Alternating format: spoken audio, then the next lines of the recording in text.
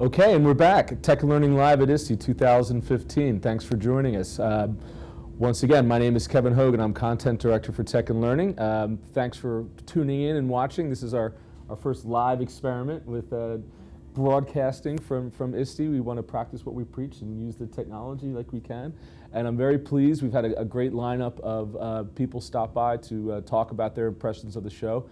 Especially pleased to have Kecia Ray, who's been a longtime advisor to the magazine and is also the president of the board of directors for ISTE. And you just mentioned that this is your 22nd? Yes. So you started coming when you were 3? I did. I was just a baby. My mom had me in the carriage. It was awesome. Well, it's exciting. We were just talking about it. I mean, the energy of the show has just really been great. What are your impressions been in comparison to years past? Well, I think that everything, just like technology, everything has been an evolution. But at this show in particular, there's a really positive energy and a good vibe going. Our keynotes have lined up with our sessions, have lined up with the energy that's going on the floor. I see a lot of members in all nooks and crannies of the building and hotels sharing ideas and talking and tweeting, and the blogs are blowing up. So, I mean, it's just a newfound energy. Yeah. I think there were a few years in there that there might have been a little lull. And I feel like over the past 3 years, we've really brought the energy back, and I think this year, I feel like it's a home run. Yeah, that's great.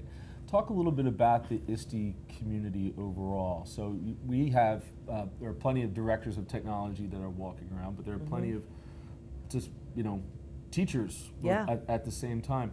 How has that changed in terms of the influence that teachers have on the implementation of technology in schools? Have you seen that be a change? Yes. Well, I mean, for the community that is ISTE, I think we have teachers, we have parents, we have principals, we have central office people, superintendents, CIOs, CAO, we have everybody. Yeah. We have children. Yeah. We have a lot of students out there on the floor.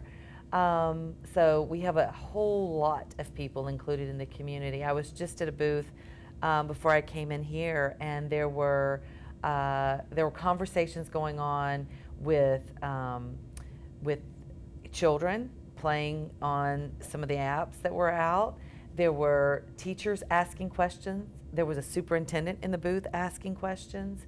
There was a chief academic officer in the booth asking questions that was with another district that overheard the superintendent and thought, hey, if that superintendent's asking questions, I can kind of ease in that conversation. Right. And it may work for my district. And then we were in the booth, an old retired lady here. Right. But, I think that there are multiple dimensions to having purchases approved in districts now. Mm-hmm. And so I think the more informed every stakeholder is in the product and what that product can offer, the better we are. And I think ISTE offers every single stakeholder an opportunity to learn more about products that are available in the K-12 ed tech market. Talk a little bit more about ISTE as an organization. I think a lot of people, when they think of ISTE, they think of the show. Right. It's 1 week out of the year, it's the show. Right. Give our viewers, I guess, I'm used to saying readers, but viewers. The viewers. Well, I think that ISTE's a family. Yeah. And we're a family of really passionate, almost overly passionate ed tech geeks. And so what I think of ISTE as, ISTE the conference, is a family reunion. So all through the year, you're going to email with your family, you're going to text, you're going to check social media to figure out what your cousin's doing or whatever. But then once a year, you come together for the family reunion. The components of our organization, though, are made up of, we have PLNs that people are participating in, professional learning networks, and we have a professional learning network for almost every nook and cranny of the ed tech community. We have affiliates that are aligned within our states, and you can become a member of your affiliate and therefore become connected to ISTE and then become a member of ISTE. And then we have individual members that just kind of happen upon us and use our professional services. We have a lot of professional services outlined on our website and available through our EdTech Hub. and they lock into that resource and find that it's a very valuable resource, and then they come to the conference to meet us in person. So I think we have, you know, for 11 and a half months, we have this virtual experience with one another as this extended family. And then when we come here, it truly is a family reunion. That's great. That's great.